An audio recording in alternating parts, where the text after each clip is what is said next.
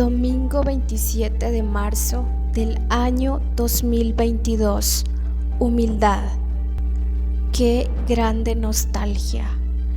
Hemos permitido que las clases sociales creen una separación abismal entre humanos, catalogando a unos superiores y a otros de una manera contundente como a inferiores. Nuestras posesiones o la carencia de ellos resultan un factor determinante para definir en qué estatus nos encontramos, entre siervos o servidos. Y es que si lográsemos entender de manera verdadera lo que significa siervo, nos dejaríamos de considerar superiores a otros, puesto que lo mucho o lo poco no determina nuestro nivel de importancia en la tierra. Quizá hayamos escuchado la frase: quien no vive para servir, no sirve para vivir. Palabras fuertes y verdaderamente contundentes. Y es que precisamente la grandeza, superioridad y valía de una persona no radica en que pueda sentirse superior o mejor que los demás, sino en que pueda considerar a los demás como mejores que a sí mismo. Esto no genera que llegue a perder su valor, por el contrario, lo acrecienta. Y para ti, ¿qué es la humildad? Soy Noemí, y esto es Construyamos Nuevos Paradigmas.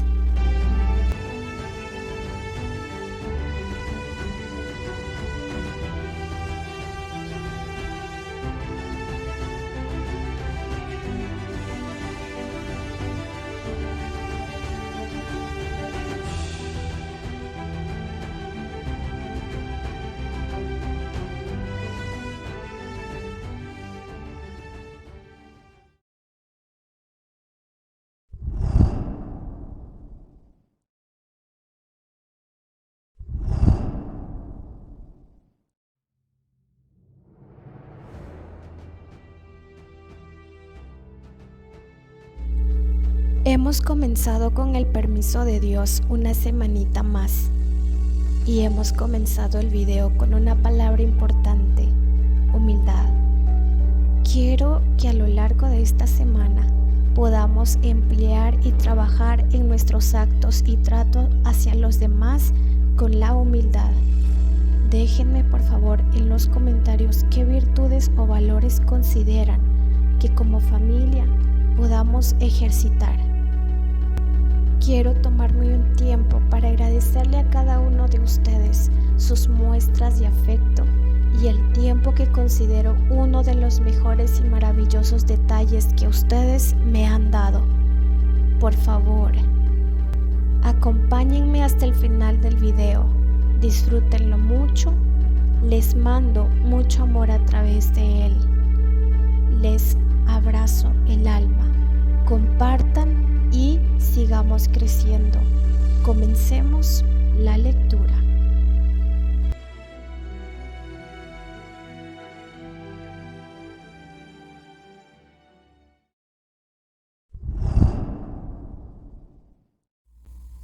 Un enunciado de la misión personal.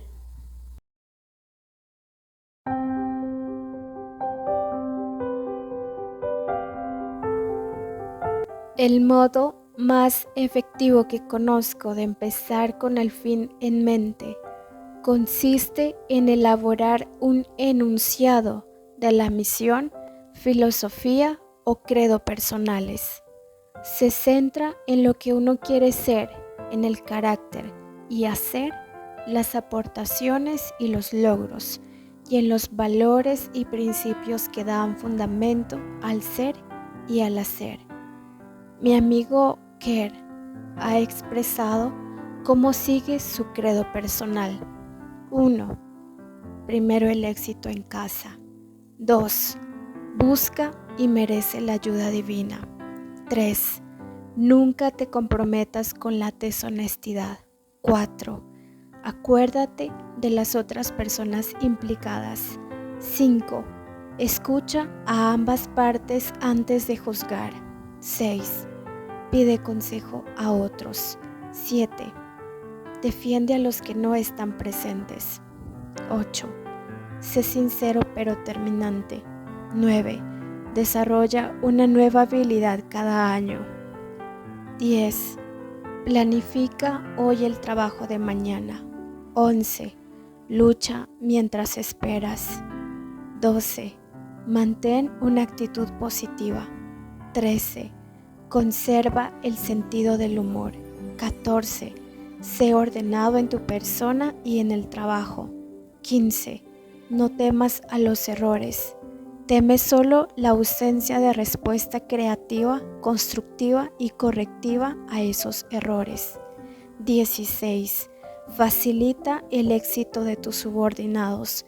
17. Escucha el doble de lo que hables. Y 18. Concentra todas tus habilidades y todos tus esfuerzos en la tarea que tienes entre manos, sin preocuparte por tu próximo empleo o tu próxima promoción. Al enunciado de la misión personal se le puede denominar constitución personal, lo mismo que la Constitución de los Estados Unidos. En lo fundamental, nunca cambia. A lo largo de 200 años han existido solo 26 enmiendas, 10 de las cuales estaban ya en la Declaración de Derechos. La Constitución de los Estados Unidos es la norma con respecto a la cual se evalúan todas las leyes del país. Es el documento que el presidente jura defender y respaldar. Establece el criterio para que a una persona se le conceda o no la ciudadanía.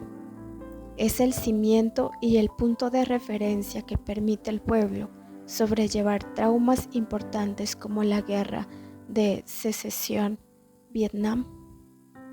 Es la norma escrita, el criterio clave con referencia al cual todo se evalúa o dirige.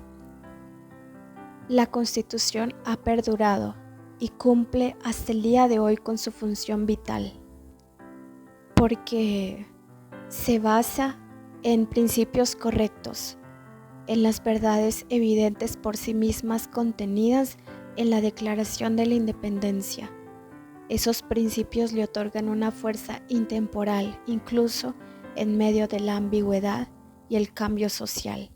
Nuestra peculiar seguridad, dijo Thomas Jefferson, reside en la posesión de una constitución escrita. En el nivel del individuo, un enunciado de la misión personal bagado en principios correctos representa el mismo tipo de norma. Se convierte en una constitución personal, en una base para tomar las decisiones importantes acerca de la orientación de la vida y también las decisiones cotidianas en medio de las circunstancias y emociones que nos afectan. Otorga a los individuos la misma fuerza intemporal en medio del cambio. Las personas no pueden vivir en el cambio si en su interior no persiste un núcleo invariable. La clave de la capacidad para cambiar es una idea constante de lo que uno es, de lo que persigue y de lo que valora. Con un enunciado de la misión podemos fluir al ritmo del cambio. No necesitamos preconcepciones o prejuicios. No necesitamos calcularlo todo en la vida, estereotipar o clasificar todo y a todos para modelar la realidad. Nuestro ambiente personal también está cambiando a ritmo acelerado. Ese cambio rápido es un clavo ardiendo en las manos de muchas personas que sienten que no pueden manejarlo, que no pueden afrontar con éxito la vida. Se vuelven reactivas y en lo esencial se rinden, confiando en que las cosas que les sucedan habrán de ser buenas. Esto no tiene por qué ser así. En los campos de concentración de los nazis, donde Viktor Frankl aprendió el principio de la proactividad, también aprendió la importancia de que la vida tenga finalidad y significado. La esencia de la logoterapia, la filosofía que más tarde desarrolló y enseñó, dice que muchas de las denominaciones o denominadas enfermedades mentales y emocionales son en realidad síntomas de una sensación subyacente de falta de significado o vacuidad. La logoterapia elimina esa vacuidad, ayudando al individuo a detectar su significado único, su misión de la vida. Cuando se ha adquirido ese sentido de misión, se posee la esencia de la propia proactividad. Estamos en posesión de los valores que dirigen nuestra vida, de la dirección básica en virtud de la cual establecemos nuestras metas a corto y largo plazo. Contamos con el poder de una constitución escrita basada en principios correctos que permite evaluar efectivamente todas las decisiones concernientes al uso más efectivo del tiempo, del propio talento y energía.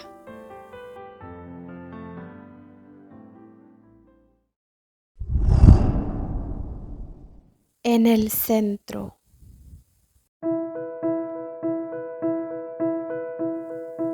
Para escribir un enunciado de la misión personal, tenemos que empezar en el centro mismo de nuestro círculo de influencia, ese centro compuesto por nuestros paradigmas más básicos, la lente a través de la cual vemos el mundo. Es allí donde tomamos contacto con nuestra visión y nuestros valores. Allí aplicamos nuestra capacidad de autoconciencia para examinar nuestros mapas y, si valoramos los principios correctos, asegurarnos de que esos mapas describan con exactitud el territorio, de que nuestros paradigmas se basen en principios y en la realidad. Es allí donde usamos nuestra capacidad de autoconciencia como una brújula que nos ayuda a detectar nuestros talentos singulares y nuestras propias áreas de contribución.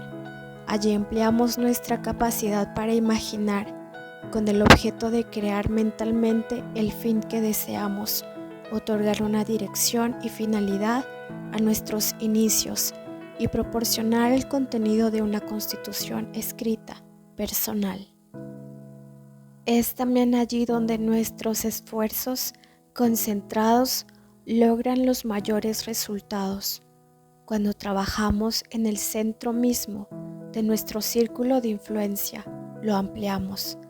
Este es el trabajo de nuestro mayor peso, que influye significativamente en la efectividad de todos los aspectos de nuestras vidas. Lo que hay en el centro de nuestra vida será nuestra fuente de seguridad, guía, sabiduría y poder. La seguridad representa nuestro sentido de la valía, nuestra identidad, nuestra base emocional, nuestra autoestima, nuestra fuerza personal básica o la ausencia de ella. Por guía se entiende la fuente de dirección en la vida, circunscritos por nuestro mapa, nuestro marco de referencia interno que nos interpreta lo que sucede afuera. Están las normas, principios o criterios implícitos que día tras día gobiernan nuestras decisiones y acciones. La sabiduría es nuestra perspectiva de la vida, nuestro sentido del equilibrio, nuestra comprensión del modo en que se aplican los diversos principios y partes y de las relaciones que establecen entre sí. Abarca el juicio, el discernimiento, la comprensión. Es una gestalt o unidad, un todo integrado. El poder es la capacidad o facultad de actuar, la fuerza y potencia para realizar algo. Es la energía vital para elegir y decidir. Incluye también la capacidad para superar hábitos profundamente arraigados y cultivar otros superiores más efectivos. Esos 4 factores, seguridad, guía, sabiduría y poder, son interdependientes. La seguridad y la guía clara otorgan verdadera sabiduría, y la sabiduría se convierte en la chispa o el catalizador que libera y dirige el poder. Cuando esos 4 factores están presentes juntos, armonizándose y vivificándose entre sí, dan origen a la gran fuerza de una personalidad noble, un carácter equilibrado, un individuo hermosamente integrado. Estos factores de sustentación también subyacen en todas las otras dimensiones de la vida, y en ningún caso se trata de cuestiones excluyentes. La medida en que se haya desarrollado cada una de ellas puede esquematizarse de algún modo en un continuum muy semejante al continuum de la madurez que hemos descrito antes. En el límite inferior los 4 factores son débiles.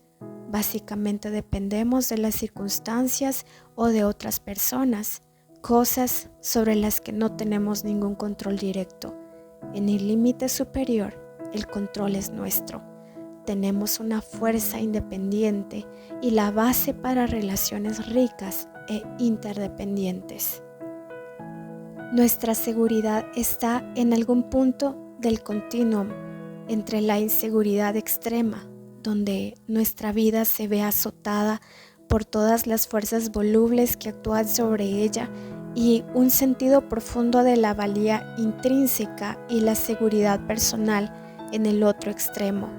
La guía varía a lo largo del continuum entre la dependencia del espejo social u otras fuentes fluctuantes e inestables en un extremo y la fuerte dirección interior en el otro. La sabiduría cae en algún punto existente entre un mapa por completo inexacto y en el que todo aparece distorsionado y nada armoniza. Por un lado y por el otro, un mapa de la vida completo y exacto en el que todas las partes y principios están adecuadamente relacionados entre sí. Al poder que uno tiene le corresponde un punto entre la inmovilización o la condición de marioneta movida por algún otro, y la alta proactividad, la capacidad de actuar en concordancia con los propios valores, sin ser actuado por otras personas y por las circunstancias. La situación de esos factores en sus respectivos continuum, el grado resultante de su integración, armonía y equilibrio y su efecto positivo en cada aspecto de nuestra vida están en función de nuestro centro, de los paradigmas básicos que se encuentran en nuestro núcleo.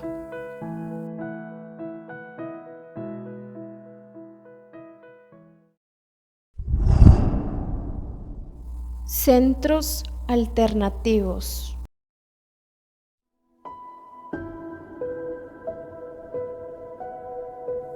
Todos tenemos un centro, aunque por lo general no lo reconozcamos como tal. Tampoco reconocemos sus efectos omnímonos que inciden en todos los aspectos de nuestras vidas. Examinemos brevemente varios centros o paradigmas nucleares típicos para comprender mejor cómo afecta a estas 4 dimensiones fundamentales y, en última instancia, al flujo vital que emana de ellas. Centrarse en el cónyuge.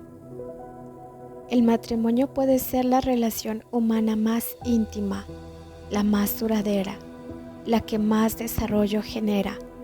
Podría parecer natural y muy adecuado centrarse en la esposa o en el esposo, pero de la experiencia y de la observación surge una realidad diferente. A lo largo de los años he trabajado con muchos matrimonios con problemas, encontrando un hilo conductor común en casi todas esas relaciones centradas en el cónyuge. Ese hilo es la fuerte dependencia emocional. Si nuestro sentimiento de valía emocional proviene primordialmente de nuestro matrimonio, nos volvemos altamente dependientes de esa relación. Somos vulnerables a los estados de ánimo y los sentimientos, la conducta y el tratamiento que nos da nuestro cónyuge, o a cualquier hecho exterior en el que pueda tropezar el matrimonio, un nuevo hijo, los parientes políticos, los reveses económicos, los éxitos sociales, etc. Cuando en el matrimonio se acrecientan las responsabilidades, aparecen las tensiones, nos inclinamos a volver a los guiones que nos inculcaron durante nuestro crecimiento, pero lo mismo hace nuestro cónyuge. Ahora bien, esos antiguos guiones de los dos miembros de la pareja no suelen ser idénticos. Emergen a la superficie modos diferentes de abordar las cuestiones. La disciplina de los hijos, los parientes. Cuando esas tendencias profundas se combinan en el matrimonio con la dependencia emocional, la relación centrada en el cónyuge revela toda su vulnerabilidad. Si dependemos de la persona con la que estamos en conflicto, necesidad y conflicto quedan unidos. Desmesuradas reacciones de amor-odio, inclinación a la lucha o la evasión, el repliegue, la agresividad, la amargura, el resentimiento y la fría competencia son algunos de los resultados habituales. Cuando aparecen, tendemos a retroceder a inclinaciones y hábitos aún más antiguos en un esfuerzo por justificar y defender nuestra propia conducta y atacar la de nuestro cónyuge. Inevitablemente, al sentirnos demasiado vulnerables, necesitamos protegernos de las nuevas heridas. De modo que recurrimos al sarcasmo, al humor hiriente, a la crítica, a todo lo que nos evita sacar a la luz nuestra ternura interior. Cada parte tiende a esperar que la otra tome la iniciativa en el amor, solo para sentirse defraudada, pero también confirmada en la justicia de las acusaciones que hace. En relaciones de este tipo, cuando todo parece ir bien, no hay más que una falsa seguridad. Actúan como guía las emociones del momento. La sabiduría y el poder se pierden en las interacciones negativas contradependientes. Centrarse en la familia. Otro centro común es la familia. También esto parece ser natural y adecuado, como área de dedicación y compromiso profundos. Proporciona grandes oportunidades para relaciones intensas, para amar, compartir, para mucho de lo que hace que la vida sea digna de vivirse, pero como centro, paradójicamente destruye los mismos elementos necesarios para el éxito familiar. Las personas centradas en la familia obtienen su sentido de la seguridad o la valía personal de la tradición, cultura y reputación familiares. De tal modo se vuelven vulnerables a cualquier cambio de esa tradición o cultura y a cualquier influencia que afecte a esa reputación. Los padres centrados en la familia no tienen la libertad emocional ni el poder de educar a sus hijos pensando en su verdadero bienestar. Si extraen su seguridad de la familia, su necesidad de caer bien a los niños y de que les admiren, puede supeditar el compromiso a largo plazo en el crecimiento y el desarrollo de los hijos, o tal se centren en la conducta adecuada y correcta del momento. Toda conducta que consideren impropia amenazará su seguridad. Se trastornan, guiados por emociones circunstanciales y reaccionan espontáneamente a las preocupaciones inmediatas, sin pensar en el crecimiento y el desarrollo a largo plazo de los jóvenes. Tal vez griten o vociferen, puede que se excedan imponiendo castigos como consecuencia de su mal genio. Tienden a condicionar el amor de sus hijos, con lo cual los hacen emocionalmente dependientes o contradependientes y rebeldes. Centrarse en el dinero. Otro centro lógico y extremadamente común de la vida de la gente es el hecho de ganar dinero. La seguridad económica es fundamental para las oportunidades de alcanzar logros importantes en cualquier otra dimensión. En una jerarquía o continuum de necesidades, la supervivencia o la seguridad física aparecen en primer lugar, mientras esas necesidades básicas no están satisfechas, por lo menos en grado mínimo, las otras necesidades ni siquiera se activarán. La mayoría de nosotros tenemos preocupaciones económicas. Muchas fuerzas de la cultura global pueden actuar y actúan sobre nuestra situación económica, causando o amenazando con causar el desgarro de experimentar una preocupación e inquietud que no siempre emergen de la conciencia. A veces se dan razones aparentemente nobles para justificar la avidez de ganar dinero, como por ejemplo el deseo de cuidar de la propia familia, y esas razones son importantes, pero cuando uno se centra únicamente en acumular dinero, anula sus propios esfuerzos. Consideremos de nuevo los 4 factores que sustentan la vida: seguridad, guía, sabiduría y poder. Supongamos que baso gran parte de mi seguridad en mi empleo, mis ingresos o mi patrimonio, puesto que son muchos los factores que afectan a esas bases económicas. Me siento ansioso y molesto, autoprotector y a la defensiva. Cuando mi sentido del mérito personal proviene de mi patrimonio, soy vulnerable a todo lo que pueda afectar a ese patrimonio. Pero el dinero y el trabajo por sí solos no proporcionan sabiduría ni guía, y solo un grado limitado de poder y seguridad. Bastará una crisis en mi vida o en la vida de un ser querido para hacerme comprender las limitaciones de centrarse en el dinero. Las personas centradas en el dinero suelen dejar a un lado a la familia o a otras prioridades, dando por sentado que todos comprenderán que los requerimientos económicos ocupan el primer lugar. Conozco a un padre que se estaba yendo con sus hijos al circo cuando lo llamaron por teléfono desde el trabajo para que se fuera. Se negó. Cuando la esposa le sugirió que tal vez debía ir, respondió: «Puedo trabajar mañana, pero las oportunidades de salir con mis hijos son únicas». Durante el resto de sus vidas, los hijos recordarán ese pequeño acto de preferencia por ellos, no solo como lección grabada en sus mentes, sino también como una expresión de amor en sus corazones. Centrarse en el trabajo. Una persona centrada en el trabajo puede convertirse en adicta y obsesiva y forzarse a una producción salvaje, sacrificando su salud, sus relaciones y otras importantes áreas de la vida. Su identidad fundamental proviene de su trabajo. Soy médico, soy escritor, soy actor. Como su identidad y su sentimiento de la propia valía se nutren del trabajo, su seguridad será vulnerable a todo lo que le impida continuar en él. Su guía está en función de los requerimientos del trabajo. Su sabiduría y su poder se concentran en las áreas limitadas de su trabajo, dejándolo inefectivo en otras áreas de la vida. Centrarse en las posesiones.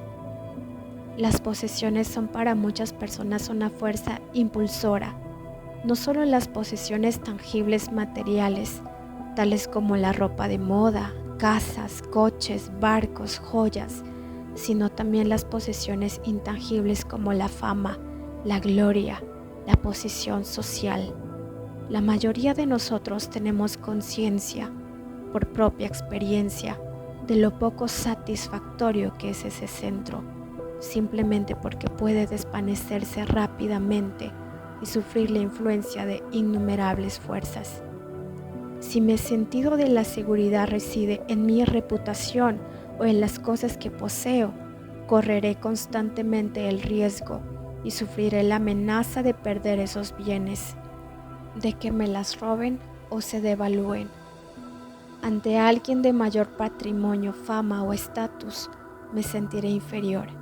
Ante alguien de patrimonio, fama o estatus menores, me sentiré superior. El sentido de mi propia valía fluctúa constantemente. Carezco de todo sentido de la constancia, de la autoconfianza o de la personalidad.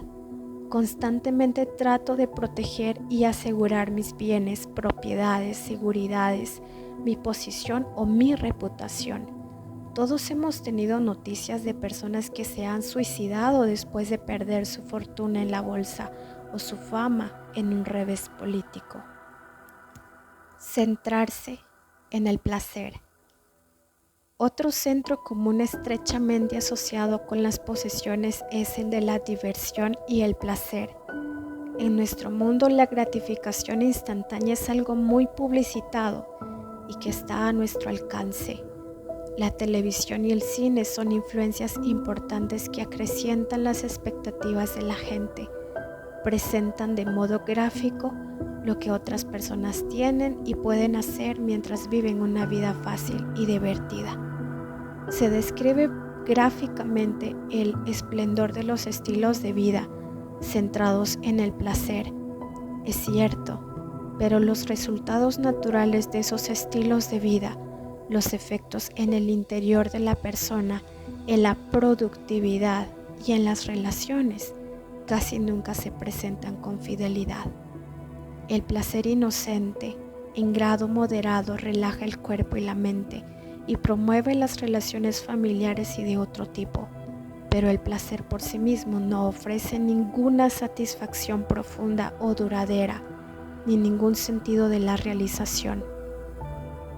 La persona centrada en el placer, que siempre acaba aburriéndose con cada uno de los sucesivos niveles de diversión, constantemente reclama más y más, de modo que el nuevo placer tiene que ser mayor y mejor, más excitante, con una cima más alta. Una persona en ese estado se vuelve casi enteramente narcisista e interpreta toda su vida en los términos del placer que le proporciona aquí y ahora. Demasiadas vacaciones que son demasiado largas, demasiado cine, demasiada televisión, demasiado tiempo invertido en los juegos electrónicos, demasiado ocio indisciplinado en el cual el individuo elige continuamente el camino del menor esfuerzo, son cosas que erosionan gradualmente una vida. De ese modo, las capacidades de la persona permanecen adormecidas, el talento no se desarrolla, la mente y el espíritu se aletargan y el corazón sufre insatisfecho. ¿Dónde están la seguridad, la guía, la sabiduría y el poder? En el extremo inferior del continuum, en el placer de un instante fugitivo. Malcolm ha escrito: cuando recuerdo mi vida, cosa que a veces hago, lo que me sorprende con más fuerza es que lo que en su momento parecía significativo y seductor, ahora parece sumamente fútil y absurdo. Por ejemplo, el éxito en sus diversas formas, el ser conocido y elogiado, los placeres ostensibles como el de ganar dinero o seducir mujeres o viajar, moviéndose por el mundo de aquí para allá y de arriba abajo como Satán, explicando y experimentando todo lo que la feria de las vanidades tiene para ofrecer. Vistos retrospectivamente, todos estos ejercicios de autosatisfacción parecen pura fantasía, lo que Pascal llamaba lamer la tierra. Centrarse en amigos o enemigos. En particular los jóvenes, pero no solo ellos, tienden a centrarse en los amigos. La aceptación y la pertenencia a un grupo de iguales pueden tener una importancia casi suprema. El espejo social distorsionado y cambiante pasa a ser la fuente de los 4 factores que sustentan la vida, creándose entonces un alto grado de dependencia respecto de los fluctuantes estados de ánimo, sentimientos, actitudes y conductas de los otros. La amistad puede también centrarse exclusivamente en una sola persona de una manera comparable a algunas dimensiones del matrimonio, generando dependencia emocional respecto de un individuo, una espiral ascendente de necesidad, conflicto, y las interacciones negativas resultantes. ¿Y qué decir cuando es un enemigo el situado en el centro de la propia vida? La mayoría de las personas nunca piensan en ello y probablemente ninguna lo hace conscientemente. Sin embargo, es muy común que la gente se centre en un enemigo, en particular cuando existe una interacción frecuente entre quienes se encuentran en un conflicto real. Cuando alguien siente que ha sido injustamente tratado por una persona emocional o socialmente significativa, es muy fácil que se obsesione con esa injusticia y convierta a la otra persona en el centro de su vida. En lugar de conducir proactivamente su existencia, la persona centrada en el enemigo reacciona con contradependencia a la actitud y las actitudes de un enemigo percibido. Un amigo mío que daba clases en una universidad se sentía muy aturdido a causa de las impertinencias de cierto administrador con el que mantenía una relación negativa. Se permitía pensar constantemente en aquel hombre hasta que se convirtió en una obsesión. Le preocupaba tanto que ello influyó en la calidad de sus relaciones con la familia, con su iglesia y con sus compañeros de trabajo. Por fin llegó a la conclusión de que tenía que dejar la universidad y aceptar un puesto docente en alguna otra parte. Le pregunté entonces, ¿preferirías realmente enseñar en esa universidad si ese hombre no estuviera allí? Sí, contestó, pero mientras él esté allí, quedarme sería una acción destructiva en todos los aspectos de mi vida. Tengo que irme. ¿Por qué has convertido a ese administrador en el centro de tu vida? La nueva pregunta le sorprendió. Negó el hecho, pero yo le señalé que estaba permitiendo que un individuo y sus impertinencias distorsionaran todo el mapa de su vida, socavaran su fe y la calidad de sus relaciones con sus seres queridos. Finalmente admitió que aquel individuo había ejercido ese efecto en él, pero sin aceptar que se trataba de una elección propia, atribuyó al administrador la responsabilidad de la situación conflictiva.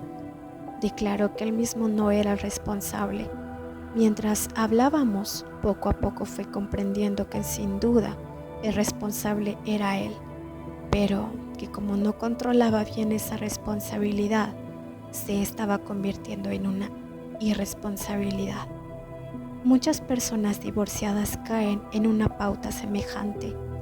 Todavía las consume la ira y la amargura y la ansiedad por justificarse con respecto al excónyuge. En un sentido negativo, todavía están psicológicamente casadas. Cada una de ellas necesita de los defectos de su expareja para justificar sus acusaciones. Muchos niños grandes atraviesan la vida odiando secreta o abiertamente a sus padres. Los culpan por su comportamiento pasado, su desatención o favoritismo y centran su vida adulta en ese odio, siguiendo las estipulaciones del guión reactivo y justificador que lo acompaña. El individuo centrado en amigos o enemigos no tiene una seguridad intrínseca. Su sentimiento de los propios méritos es volátil. Está en función de los estados emocionales o de la conducta de otras personas. La guía proviene del modo en que percibe que responderán los otros, y la sabiduría está limitada por la óptica social o por una paranoia centrada en el enemigo. El individuo no tiene ningún poder. Otras personas manejan los hilos. Centrarse en la iglesia. Creo que toda persona seriamente prometida con una iglesia reconocerá que la asistencia a las reuniones no es sinónimo de espiritualidad personal. Hay quienes se obsesionan tanto con el culto y los proyectos de la iglesia que pierden sensibilidad ante las apremiantes necesidades humanas que los rodean, con lo cual contradicen los preceptos mismos que creen profesar profundamente. Otros acuden a la iglesia con menos frecuencia o no van en absoluto. pero sus actitudes y conducta reflejan una concentración más genuina en los principios básicos de la ética judeocristiana.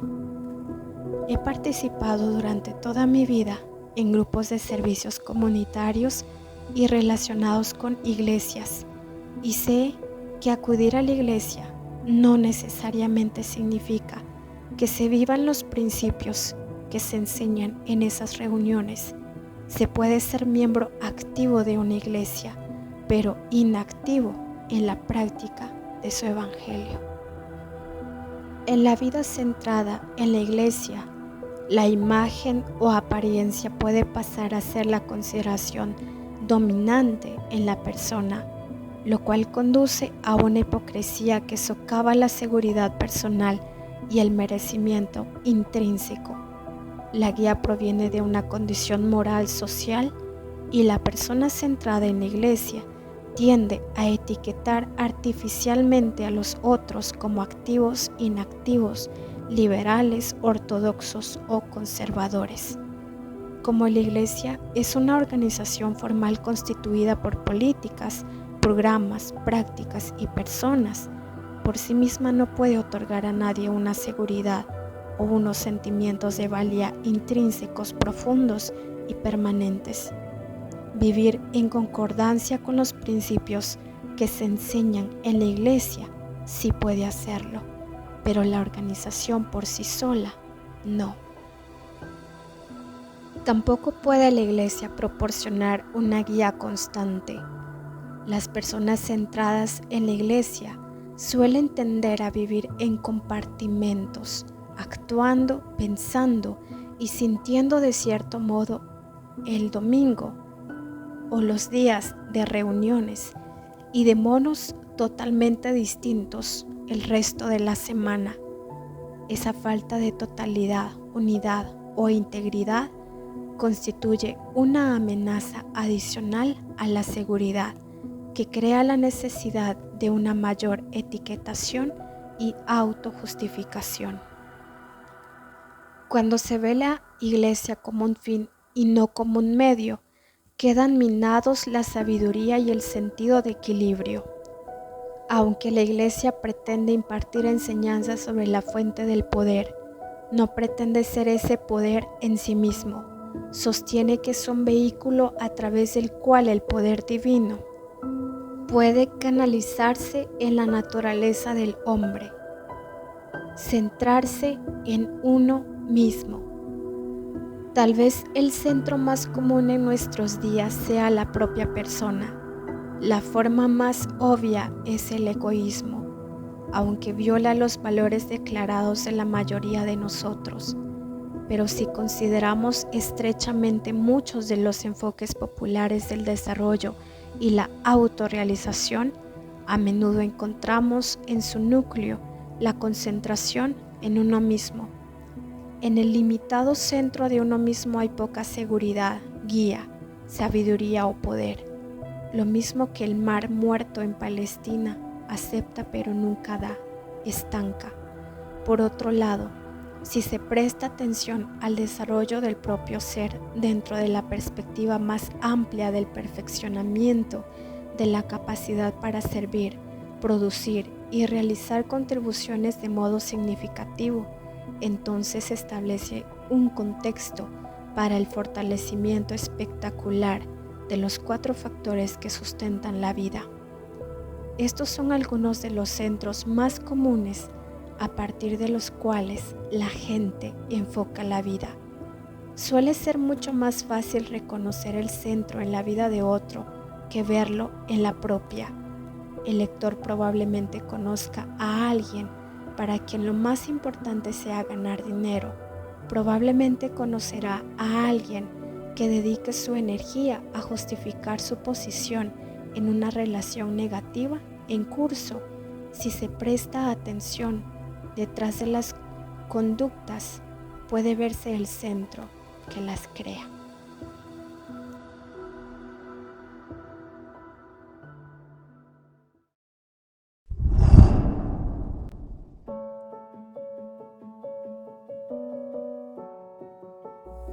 Hemos llegado al final de nuestra lectura de esta semana, esperando Dios nos mantenga con vida, salud y fuerza para el siguiente video. Siempre aguardo por ustedes, en verdad amo tenerlos aquí. Que Dios nos reserve una semana maravillosa. Tomemos en consideración la humildad para esta semana. Los quiero.